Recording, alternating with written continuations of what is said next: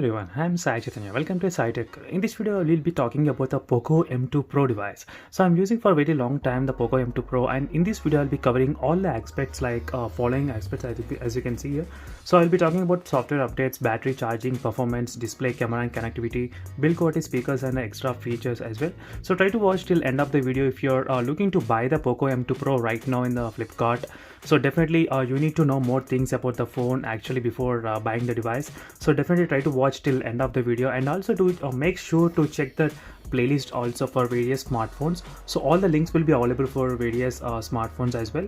So keep checking the description in the link below. So definitely all the links will be in the description, so try to check the links in description. So let's get started with the first is that the main reason of the Poco M2 Pro, the main highlight point is that price. So definitely friends, for the 14,000 rupees price, you are getting pretty good device which has actually 33 watts fast charging and a very good processor as well.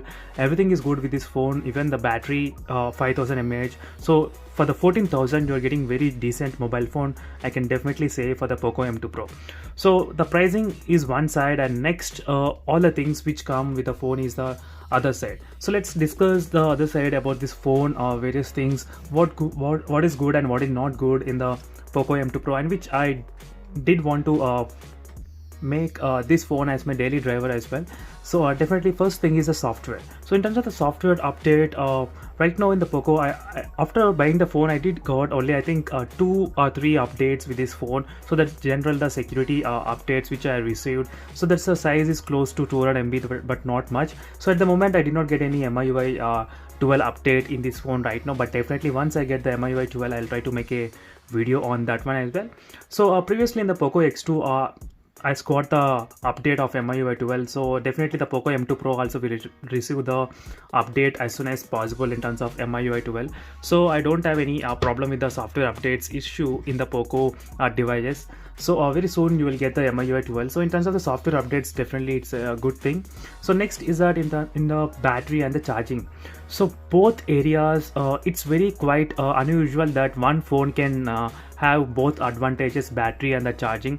So right now in this price range, definitely the Poco M2 Pro is the best combination of having the battery and the charging speed rate as well. So definitely friends, having the 5000 mAh battery will give you sufficient usage for the 2 days of usage without any problem in this Poco M2 Pro device.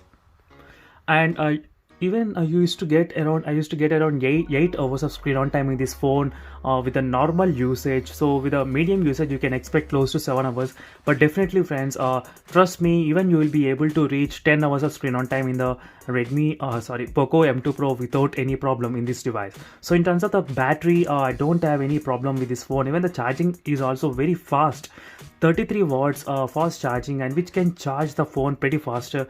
That's close to I think 70 minutes of time it actually takes to charge the Poco M2 Pro. Sometimes even it takes pretty less time as well.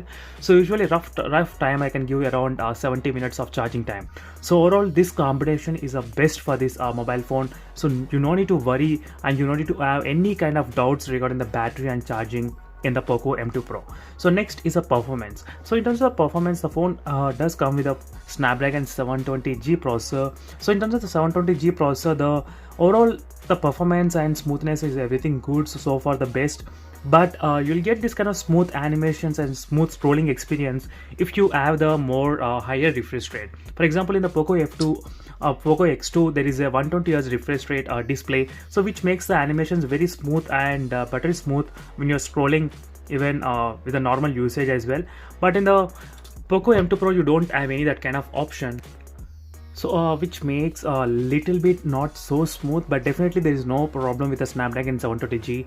So overall the Snapdragon 720G and the 730G are kind of best mid-range segment mobile phones. Even in the AnTuTu score, I got scored around I think 2,60,000 or 70,000 in this processor, so which is also decent enough for normal usage. So in terms of the performance, there is no problem friends. You cannot expect more for this kind of mid-range budget range of 14,000. You cannot get the Snapdragon 855 plus or 855 performance, but definitely this will be enough for the normal usage and little bit of gaming as well. So far in terms of the performance, pretty good with the price and overall a combination of battery, charging and everything. So next let's talk about the display. So in terms of the display, one thing is that you need to know the phone is of IPS LCD panel, so which doesn't have any high refresh rate or anything. So definitely friends, if the phone has any 90 Hz refresh rate, that would be a little bit plus point, or if the phone has AMOLED panel, that will be another plus point. But in this case the Poco M2 Pro doesn't have anything. So definitely the display is another main thing you need to note down, that the Poco M2 Pro has IPS LCD panel, so where you don't get pretty good high colors or high saturated colors when you compare with the AMOLED panels from the other Realme phones or other Redmi phones. And another one more thing is that right now in the Poco X2 there's option of increasing the colors. So in the security app, when you go to the game turbo, so there is an option of increasing the color boost option. But right now in the Poco M2 Pro there is no such option to increase the colors or anything like that. So let me show you friends here. As you can see right now, you can enhance the colors normal to extreme. So in this way you can use the colors for the MX player watching or YouTube or any other application you're watching the videos, which will give you better experience in the Poco X2. But in the Poco M2, having the one IPS LCD panel will not that good at all. So but definitely it's not too bad friends. Definitely if you are coming from AMOLED panels, you will notice. If you compare this display versus any other AMOLED phones, then you will notice. But unless you don't compare, then definitely this should be sufficient for you. So overall I am little bit disappointed with the display not having higher refresh rate or not having AMOLED panels, but it's up to me. Definitely if you are okay with the IPS LCD panel, then it's a very good choice for this mobile phone. So next is that camera. The camera has there are 4 quad camera setup in the Poco M2 Pro. And the combination of quad camera setup is that 48 megapixel main camera and 8 megapixel ultra wide lens and normal macro lens as well. So in terms of the quality, it's pretty good and decent. You can record maximum up to 4K 30 FPS in this phone Poco M2 Pro definitely. And with the 16 megapixel front camera, you can record up to 1080 30 FPS. So overall in terms of the camera, it's pretty average for the mid-range segment, so there is not much missing in this phone. So overall it has quad camera setup, which most of the users require. And next is that connectivity and the Wi-Fi and 4G connection. So in terms of the connectivity, that is also another mixed feelings, because there's one thing which is missing, is that Wi-Fi tethering is missing option. So right now in the Poco X2 there's an option of using the Wi-Fi tethering as well, which is very good useful feature, which I used to use both Wi-Fi and Wi-Fi tethering at same time, which is possible in the Poco X2. But right now in the Poco M2 Pro it's not possible at all. So if you use the Wi-Fi tethering, you cannot use the Wi-Fi at same time. But right now in the Poco X2 you can use Wi-Fi and Wi-Fi tethering at same time. So if you want to know more details about that one, what it means, then definitely try to watch my other videos where I did explain. So this is a little bit kind of useful scenario for me, but definitely this is not compulsory at all. But overall in terms of the Wi-Fi connection, it's pretty good and stable, so I don't have any issues. So there is a 2.5 GHz and 5 GHz router it can actually detect, so that's another good advantage with this one. So next in the 4G signals also, it's pretty good and decent enough for the 4G signal. So if possible, let me try to show you the speed test results, how much I got here right now, so you'll know exactly.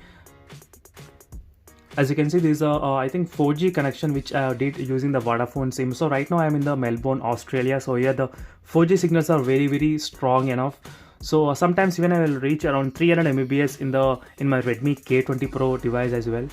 So as you can see right now, it's pretty good and decent for the mid-range segment.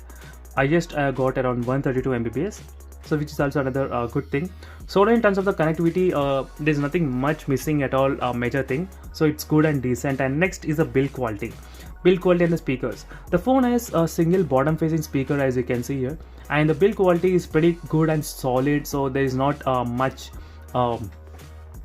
wide, it's pretty good and slim bezels as well. So overall it's little bit difficult to access in single hand usage because of the screen is of 6.6 inches, so little bit difficult to access the single hand usage. But for me it's not a big deal, because I was able to reach all the corners pretty easily with a single hand, so not much issue for me. There's also side mounted fingerprint scanner, as you can see, which also works pretty good without any problem while using the side mounted fingerprint scanner. So even the Face ID also works fine, as you can see friends right now with the Face ID, so which is also working pretty fine. So overall, in terms of the build quality, I'm pretty happy. Single bottom facing speakers nowadays common with the mid-range segment, so we cannot ask for the double or dual speaker setup. So definitely the single speaker is also good enough for the normal volume as well. So extra features include like having the notification LED light. So definitely most of the mobile phones, they don't have the LED notification light, but right now in the Poco M2 Pro you do have the LED notification light exactly on the top.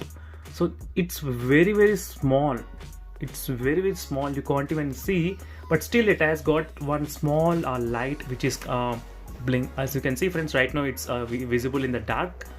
So definitely you won't be able to see in the light condition this kind of very light notification light which is present in the Poco M2 Pro, but still you got something without nothing. So definitely this is the one thing you need to know in terms of the buying Poco M2 Pro device. So overall, that's it friends, these are the few things which I want to conclude in one video. So this will give you the clarity whether to buy the Poco M2 Pro for the price or not. So definitely try to watch my other videos to get to know more details about the Poco M2 Pro. So that's it for this video. See you in the next video. Until then, bye.